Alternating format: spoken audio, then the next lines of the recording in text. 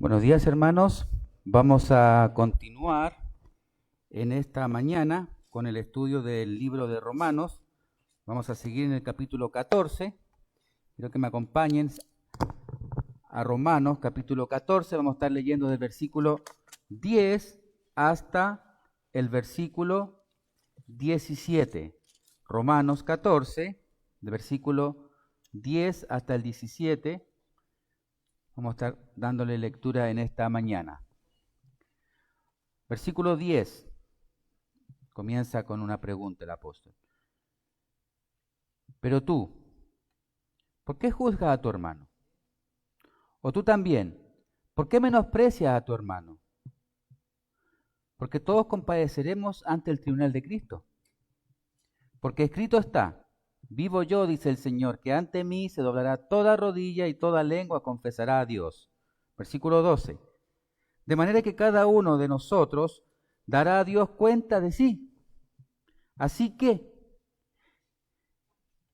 ya no nos juzguemos más los unos a los otros, sino más bien decidid no poner tropiezo o ocasión de caer al hermano.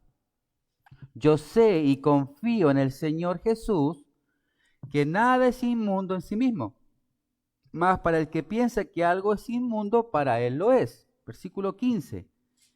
Pero si por causa de la comida tu hermano es contristado, ya no andas conforme al amor. No hagas por la culpa de la comida tuya, se pierda aquel por quien Cristo murió. No seas pues vituperiado vuestro bien, porque el reino de Dios no es comida ni bebida, sino justicia, paz y gozo en el Espíritu Santo. Oramos.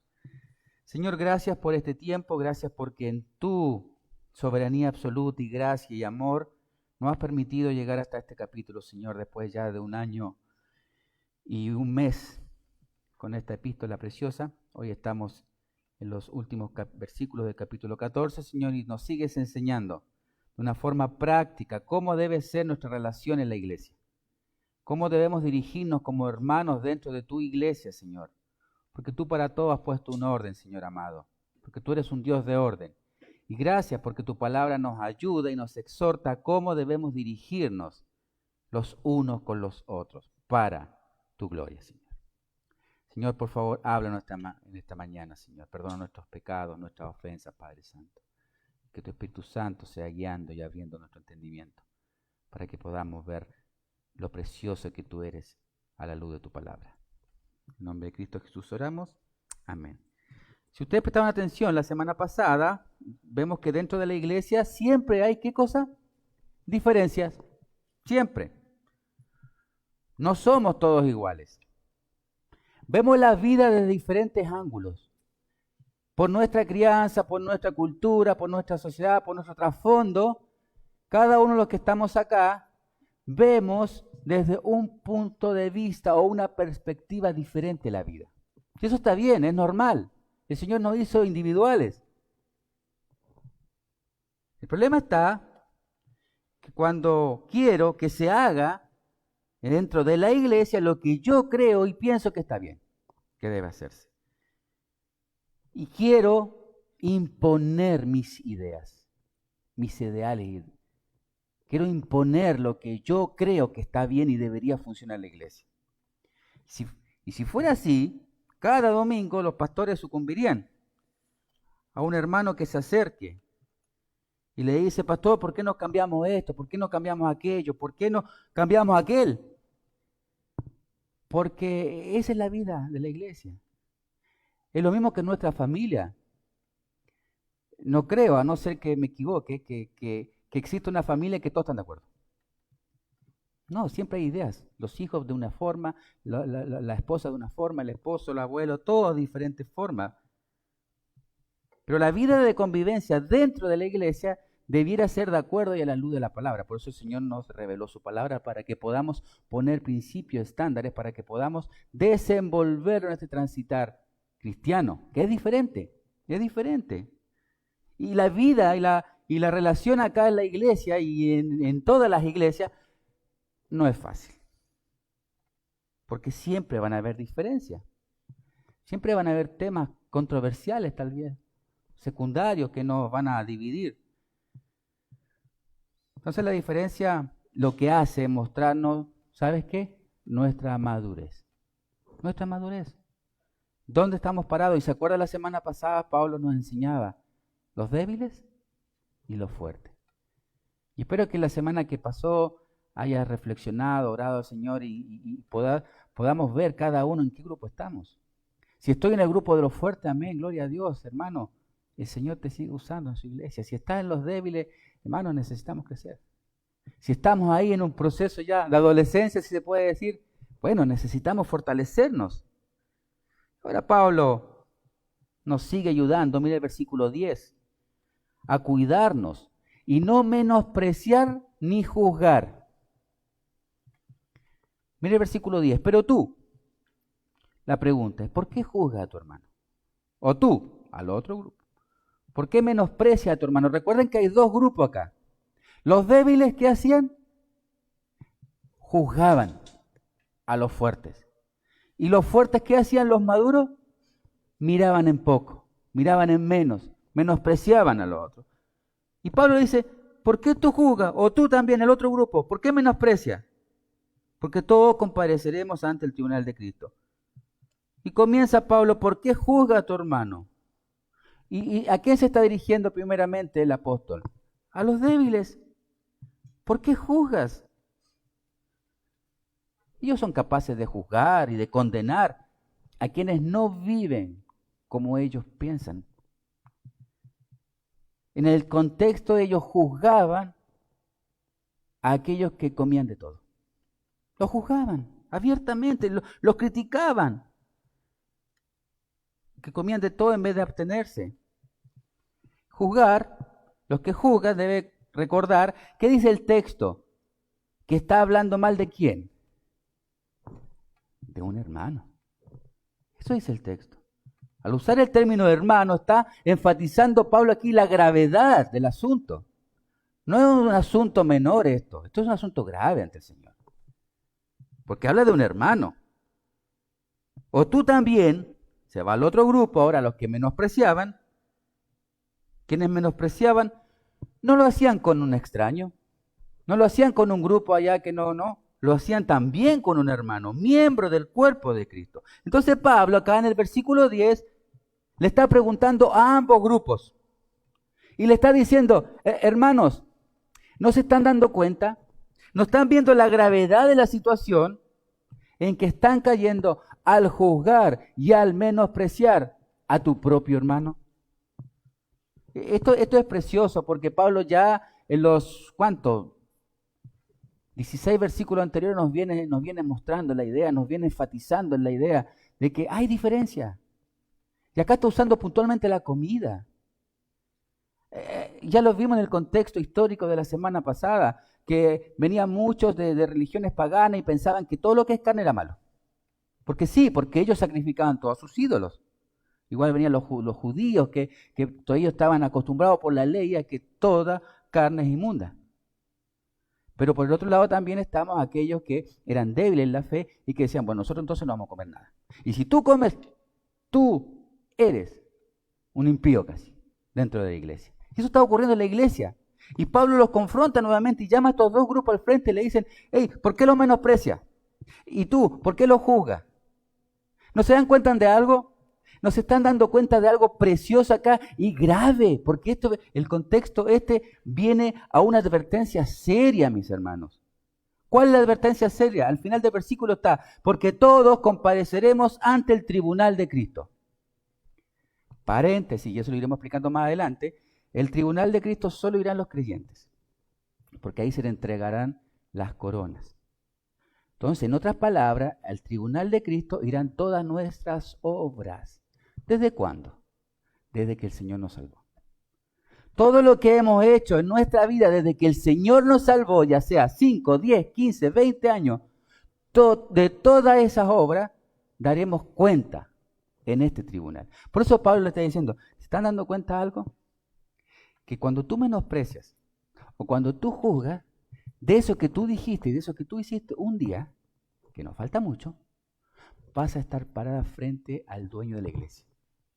Y ahí tendrás que dar cuenta. Hacia eso apunta el versículo. Todos compadeceremos ante el tribunal de Cristo. Quienes juzguen deben saber que también serán juzgados.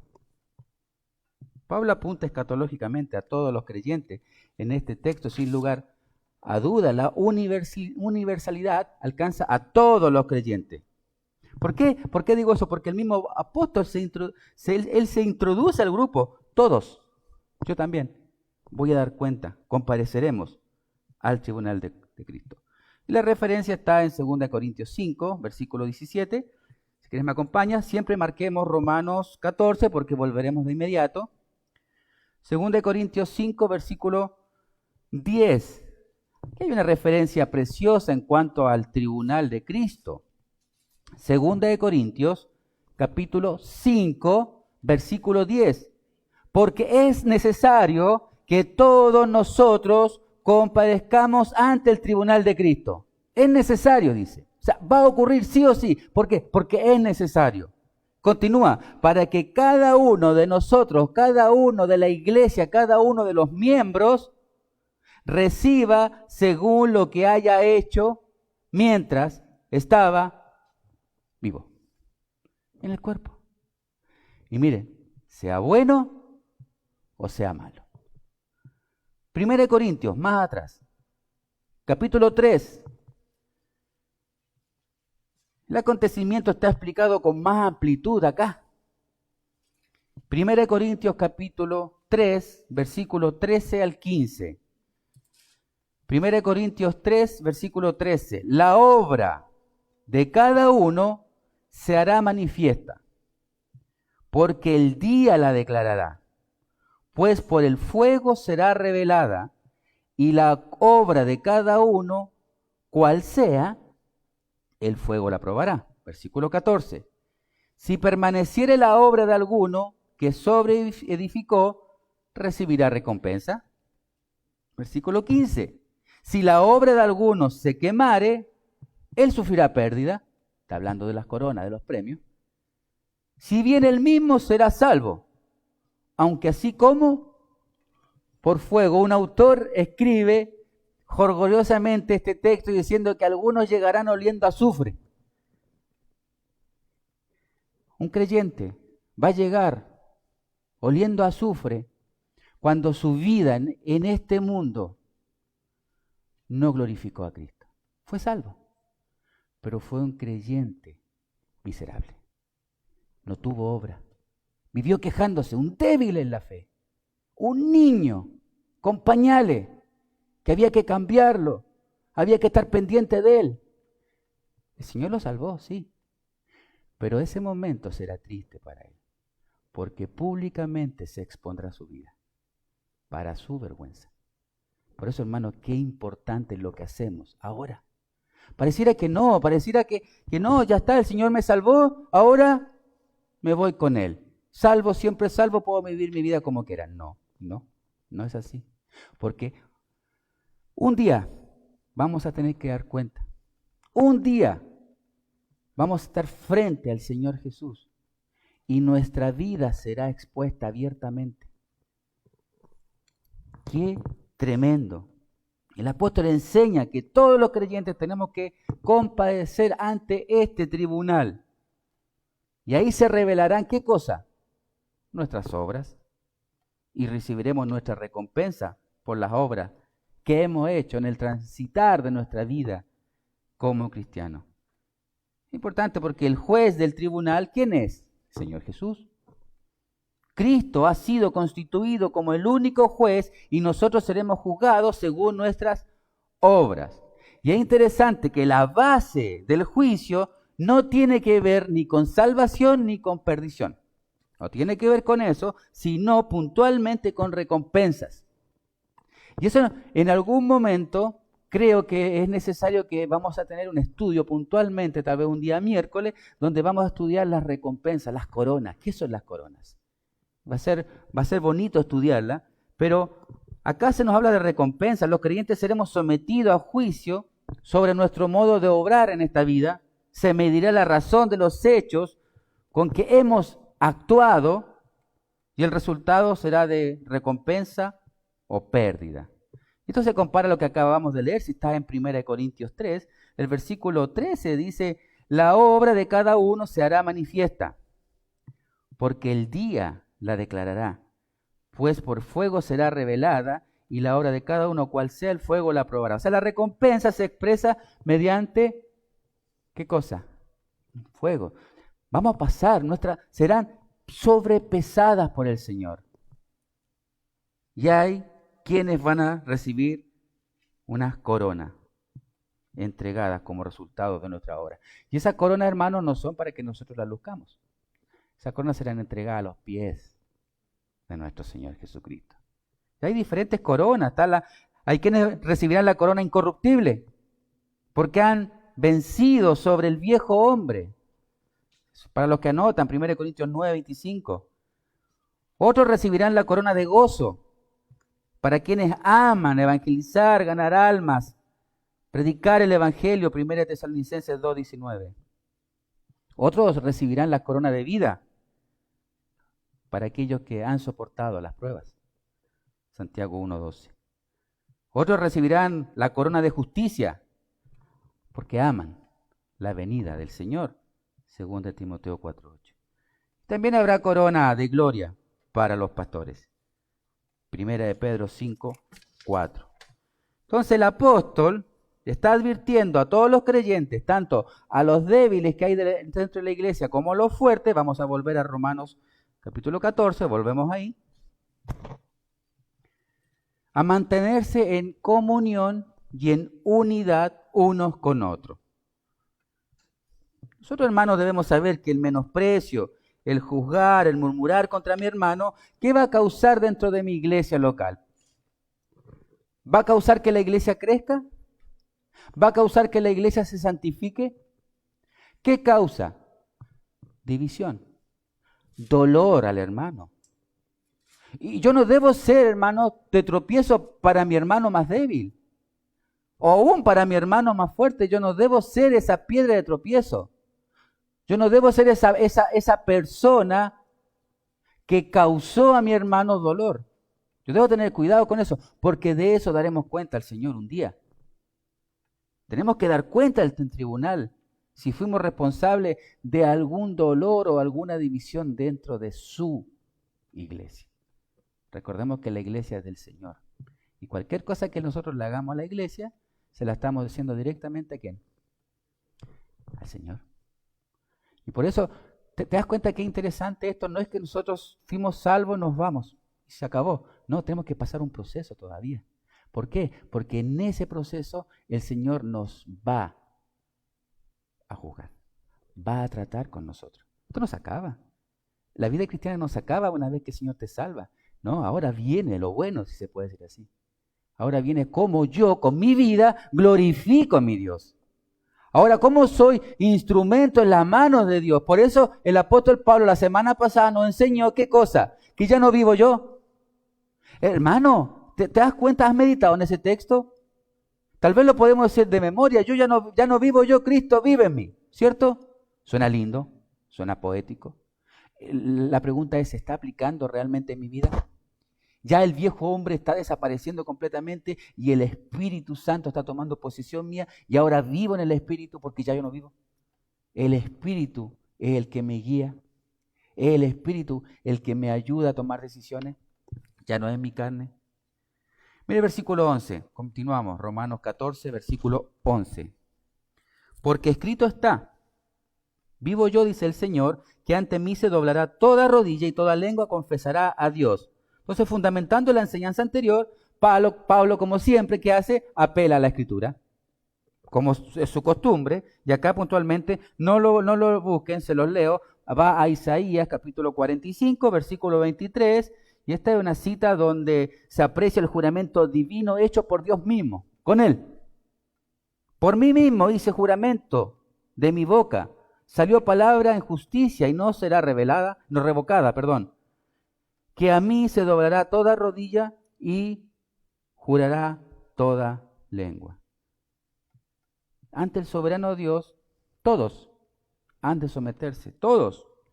Y una expresión semejante a la de Filipenses, capítulo 2, versículo 10, cuando dice que en el nombre de Jesús, toda rodilla, ¿qué cosa?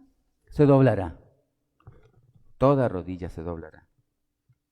Es interesante observar acá el capítulo 13, versículo 11 de Romanos, que dice, toda lengua confesará a Dios, y en el sentido de lengua corresponde también a lo de toda rodilla. No se trata solo de un acto de sumisión, sino que de un acto de ¿qué? De proclamación. Va junto. Toda rodilla se quiebra y toda boca exclama. Toda. Cuando el Señor dice todo, toda, ¿a qué se refiere? A toda la humanidad.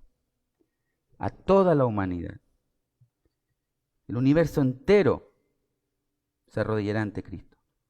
Esto es escatológico y es universal, porque el mundo entero la ha rechazado. Pero un día todos confesarán. Y acá nosotros debemos hacer una diferencia, hermanos, entre lo que es el tribunal de Cristo y el juicio del gran trono blanco. Este texto apunta al juicio del gran trono blanco, donde toda rodilla se doblará y toda lengua confesará que Cristo es el Señor. Esa es la diferencia. Ahora, en el tribunal de Cristo, como dije al principio, ¿quién irán? Solo los que han nacido de nuevo. Solo aquellos que el Espíritu Santo mora en él. Solo aquellos que son una nueva criatura. ¿Y cómo se refleja? Por su fruto. Por sus frutos lo conocerá. Por el fruto del Espíritu lo conoceremos. Bueno, no hay que ser un teólogo muy experto para ver a una persona que dice que es cristiano, pero no vive como tal. ¿Qué pasa ahí? No hay fruto. ¿Y qué está revelando? Que no ha nacido de nuevo. ¿Por qué? Porque las cosas pasadas, las cosas viejas siguen en él. No hay un nuevo nacimiento. Por eso dice las cosas viejas, ¿qué pasa con ellas? Pasaron, se fueron. Hay un proceso de santificación. Ahora son todas hechas nuevas. Qué interesante esto. Pero desde el capítulo, del versículo 12 ya Pablo, después de esta advertencia teológica, Pablo se está dirigiendo al creyente puntualmente y vuelve. Versículo 12. De manera que cada uno de nosotros dará cuenta a Dios de sí. Cada uno de nosotros, creyentes. Todos. Los fuertes que menosprecian y los débiles que juzgan, vamos a dar cuenta ante el tribunal de Cristo. Cada uno tendrá que dar cuenta a Dios. ¿Te hace pensar esto, hermano? ¿Te hace meditar un poco esto? Dice que vamos a tener que dar cuenta. Un día estaremos de pie ante Cristo. Eso es real. Esto no es una idea en la mente de Pablo. No, esto es real. Un día estaremos de pie ante Cristo y todas nuestras obras estarán desnudas ante Él. Lo más vergonzoso nuestro será revelado. Piensa. Lo más vergonzoso que has hecho como creyente será revelado. Será expuesto. Lo más oculto saldrá a la luz. Y de ello tendremos que dar cuenta. Tremendo. Yo me imagino como una película. Una película nuestra. Donde toda la iglesia estará viendo. Universal. Tú estarás frente a Cristo. Sentado. Y será expuesta la película de tu vida. Como creyente. Y todos los creyentes estarán viendo. Y aparecerá todo lo que hemos hecho a escondida. Todas nuestras miserias como creyentes serán expuestas. ¿Te das cuenta, hermano? Agacharemos la cabeza de vergüenza y pudor, porque lo leímos en 1 Corintios 3, la obra de cada uno se hará manifiesta. Se hará manifiesta. Hermano, si tuviéramos conciencia de esto, estoy seguro que nuestra vida cambia. Si tuviéramos conciencia de que Dios está ahí viendo, nos está observando y todo está escrito en el libro que se leerá, creo Y estoy seguro que si realmente tuviéramos conciencia de esto, nuestras vidas cambiarían. Nuestras vidas cambiarían. Cambiaríamos muchos hábitos pecaminosos. Nos ocuparíamos más de nuestra santidad. Porque con Dios no se juega. Él todo lo ve. Él todo lo sabe. Y un día nos revelará públicamente nuestros pecados. Ahora Pablo nos va a guiar a la práctica para que cuando llegue este tiempo podamos entrar confiados. Y a la práctica de no causar tropiezo al hermano. Mire el versículo 13. Así que ya no nos juzguemos más los unos a los otros, sino más bien decidid, en otras palabras, sino más bien depende de ti, no poner tropiezo o ocasión de caer al hermano. Nadie puede decir, bueno, yo no lo sabía. Yo no lo sabía, no sabía que mi acción iba a ofenderlo. No sabía que mis palabras lo iban a herir. Sí lo sabías. Sí lo sabemos. Sí lo sabemos. La consecuencia lógica es, según el versículo, ya no nos juzguemos más los unos a los otros. Ya nada más.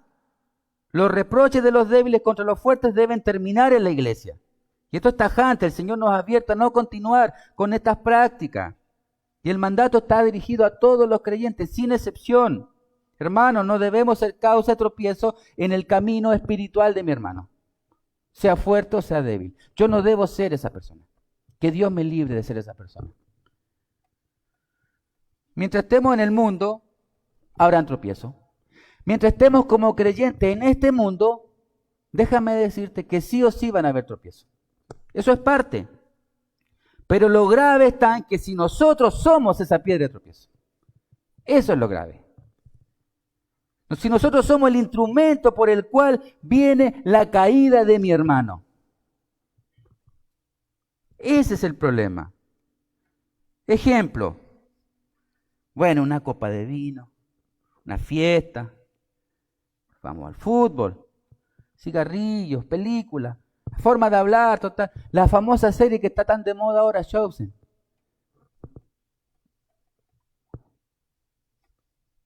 Yo no sé con qué está luchando mi hermano. Y por ello me abstengo de todo por amor a él. ¿Por qué nombré esta serie? Porque esta serie está hecha por católicos y mormones. Entonces tengamos cuidado, no es bíblica. Entonces yo no sé si mi hermano es débil en la fe y le digo, vela, está súper buena. Sí, para un maduro sí, que va a entender. Pero tal vez una persona inmadura espiritualmente la va a confundir. Recordemos que lo único que nosotros necesitamos, la película que nosotros necesitamos leer todos los días es la Escritura. Ahí, este es nuestro Netflix. Aquí deberíamos pasar tiempo. Podemos estar 4 o 5 horas viendo series. Pero vamos a leer y ya empieza el bostezo. ¿Cómo voy a crecer? ¿Cuándo voy a dejar de ser niño si no me estoy alimentando? O me estoy alimentando con McDonald's, con comida chatarra. Yo no sé lo que mi hermano está pasando. Por eso el texto dice, más bien decidid no poner tropiezo de caer al hermano. Y muchas veces por no entender suficientemente la Escritura, sin querer llevo a hermanos más débiles a pecar. Por no entender bien la Escritura, llevo a hermanos débiles a pecar. ¿Quiere ir a un baile? Claro, si la Biblia no lo impide. ¿Quiere fumar? Bueno, sí. La Biblia no dice nada. Te puedes masturbar, puedes ir al casino, puedes tomar tequila, adelante si la Biblia no lo prohíbe. Y es verdad que la Biblia no hace mención de muchas cosas. Eso es verdad. Pero yo debo entender que no puedo hacer todo lo que se venga a mi mente, porque la Biblia no me lo dice. Eso es la madurez. Todo me es lícito, pero por amor a mi hermano, no todo me conviene porque no quiero ser de tropiezo. ¿Te das cuenta? El tropiezo va a venir en nosotros. Pero el problema está que si tú o yo somos ese tropiezo, eso tenemos que dar cuenta un día al Señor. Por dañar a uno de sus pequeñitos. Si un hermano es más débil, ¿qué debo hacer yo? Yo debo cuidarlo. Yo debo cuidarlo. ¿Y cómo lo cuido? Absteniéndome de hacer cosas. Por amor a él. Ya no quiero que por mi culpa este hermano caiga en pecado. El versículo 13, la Biblia Dios ha hablado y lo explica de una forma más sencilla todavía. Ya no debemos criticarnos unos a otros, al contrario, propónganse ustedes no hacer nada que cause que su hermano tropiece o que ponga en peligro su fe. Qué interesante. Entonces, hermano, ¿cuál es la forma de amar? La forma de amar es velar por él, es cuidarlo, es conocerlo, con qué hermano estoy tratando, es fuerte en la fe, es débil. Y no debo hacer comentarios porque sí, porque tal vez, hermano, puede llegar un hermano jovencito, nuevecito acá y resulta que viene a la iglesia y a las 2 semanas me voy donde él, sí, hola, ¿cómo te llamas tanto? Mira, no, ten cuidado con ese porque hace eso, ten cuidado. Yo me voy. Porque no estoy cuidando el alma de esa persona, la estoy contaminando. Mira, cuando yo hablo mal de un hermano a otro que es débil en la fe, yo le estoy haciendo el daño más grande que puede existir. ¿Por qué? Porque estoy cerrándole el corazón de ese hermano contra esa persona. Tal vez nunca hablaron, pero ya lo desprecio, porque lo contaminé absolutamente. Lo contaminé absolutamente. Y estoy haciendo un trabajo que le pertenece a Satanás, porque él es el acusador de los hermanos. Entonces si yo soy la piedra de tropiezo, yo debo arrepentirme. Porque un día será expuesta todas esas conversaciones que tuve en un cuarto cerrada con X personas, un día el Señor las va a exponer para mi vergüenza. Porque todos tenemos que rendir cuenta un día ante Cristo, abiertamente. No vamos a estar en una salita cerrada, abiertamente. Hermano, que el Señor nos ayude. Versículo 14. Yo sé y confío en el Señor Jesús que nada es inmundo en sí mismo para que el que piensa que algo es inmundo, para él lo es. El respeto de Pablo es abrumador. Dice, yo sé que nada es inmundo. Es como Maduro. Dice, yo sé que nada es inmundo. Lo sé. Más para el que piensa que algo es inmundo, bueno, para él lo es. Entonces yo lo voy a respetar. Yo no lo voy a menospreciar. Yo no lo voy a juzgar. Yo como Maduro sé que nada es inmundo en sí mismo. El tema está, y en la mañana lo hablábamos en la escuela acá, ver televisión es malo, el internet es malo, hay lugares que dicen que eso es diabólico, que ver televisión es del diablo, que tener internet, ir al cine es del diablo. No. Que el dinero de Satanás, no. Nada es inmundo en sí, es como tú lo usas. Tú puedes usar internet para escuchar preciosos sermones, puedes descargar logos, libros y leer, disfrutar. Puedes subir predicaciones y compartirlas.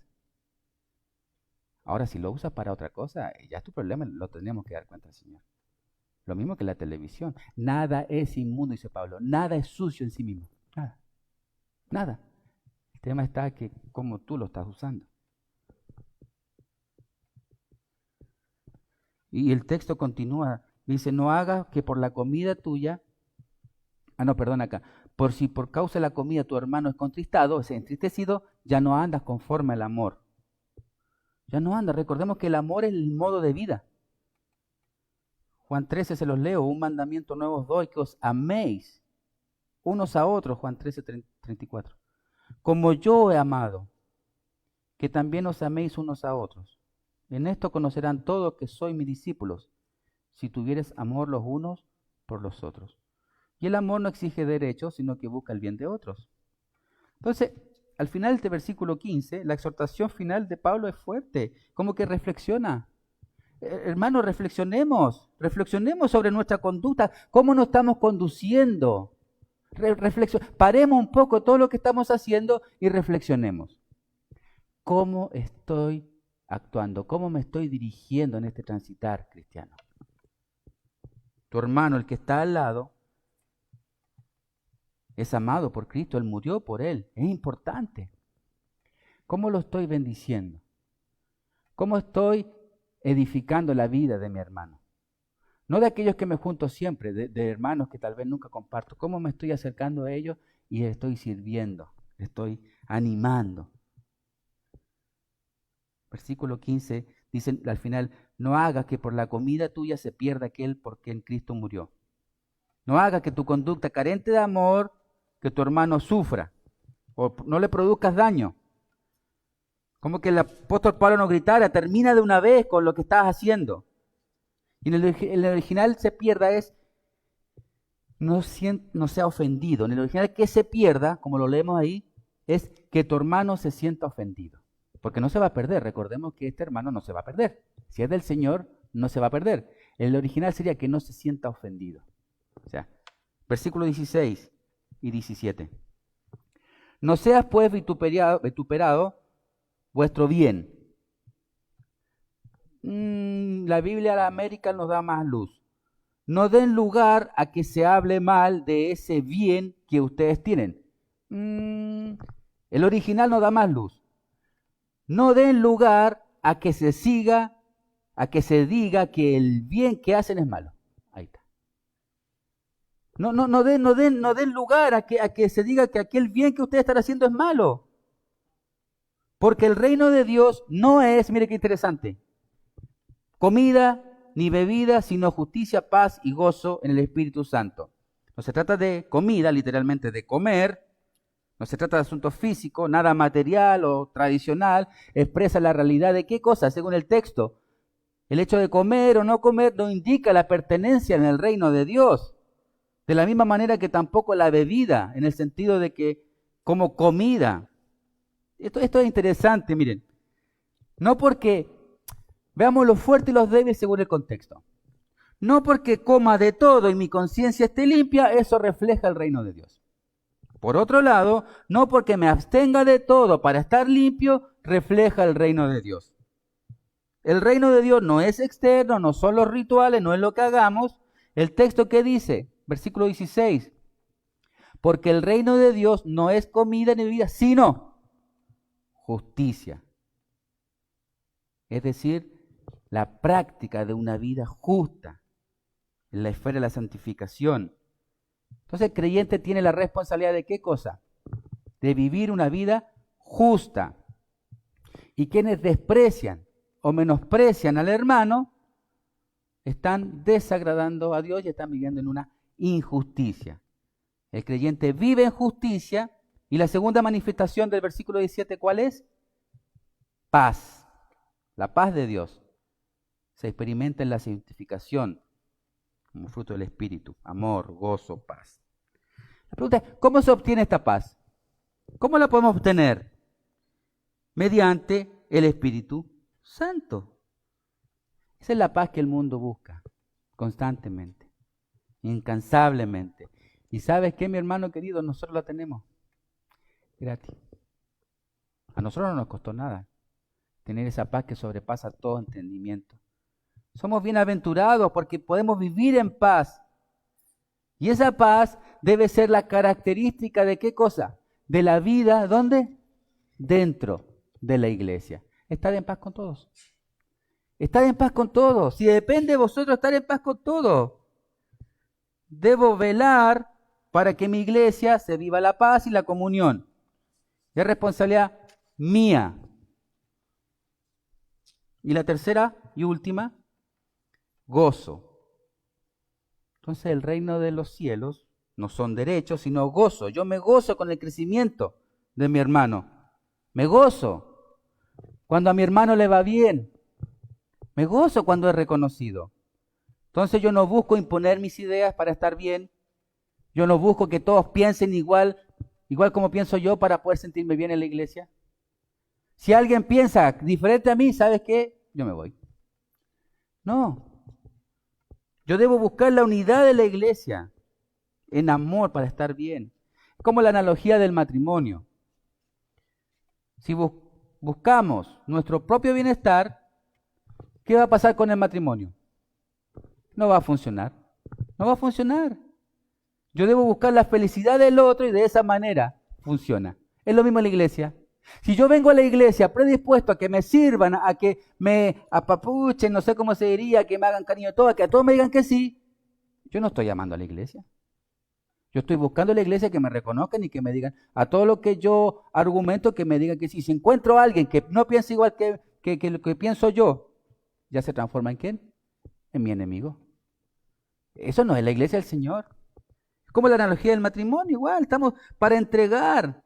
La satisfacción íntima que produce la vida sometida a la voluntad de Dios es un don de Dios. Mira, hermano, los que se consideran fuertes, que menosprecian, así como los débiles que juzgan, ¿qué pasaba según el texto? No estaban viviendo en el Espíritu. Y esta es la conclusión de la predicación de este día de hoy. Y con esta idea tenemos que irnos en mente, porque esto es la base. Ellos no estaban viviendo en el Espíritu. Mire el versículo 17. Porque el reino de Dios es justicia, paz y gozo. Ahora viene lo más importante. ¿Cómo se logran estas tres cosas? ¿Por mi propio deseo? ¿Por mi propio esfuerzo? No. A través del Espíritu. Por eso esto se logra ser justo, equitativo, tener gozo y tener paz solamente si el Espíritu Santo está en mí. Esa es la única forma que se puede lograr. El reino de Dios, de los cielos, no son derechos, sino gozo. Solo el Espíritu nos capacita para ser buenos hermanos. Solo a través del Espíritu podemos triunfar ¿sobre qué? Sobre el pecado. ¿Cuántas veces caemos y es lo mismo? ¿Por qué ocurre eso? Porque lo queremos hacer en nuestras propias fuerzas. Porque nosotros queremos en nuestras propias fuerzas salir de esa vida pecaminosa, pero no podemos. Porque fallamos constantemente. Solamente se logra en el poder del Espíritu. La vida del creyente no se puede mover sobre otra esfera que no sea la espiritual. Por eso la iglesia es espiritual. Nuestra nueva vida, hermanos, es espiritual. Nosotros vivimos en el Espíritu. De otra forma, nosotros jamás, de los jamases, vamos a poder convivir. Porque eso lo hacíamos en la carne. Y nuestra carne pelea. La iglesia es otra cosa. La iglesia se debe mover en el Espíritu. ¿Qué quiere decir eso? Una forma práctica. Que el Espíritu de Dios, el Espíritu Santo que vive en mí, me está capacitando, guiando para poder buscar la comunión, la unidad en mi iglesia local. Eso se logra solamente. Por eso, si no tienes el Espíritu Santo, no podrás vivir en santidad. No podrás amar al hermano. No podrás perdonar y no podrás disfrutar la vida. Qué tajante, pastor.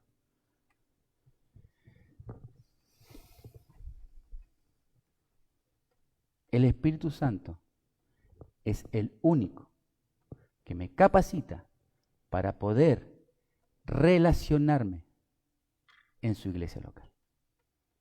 De otra forma fracasamos constantemente cuando lo hacemos en la carne.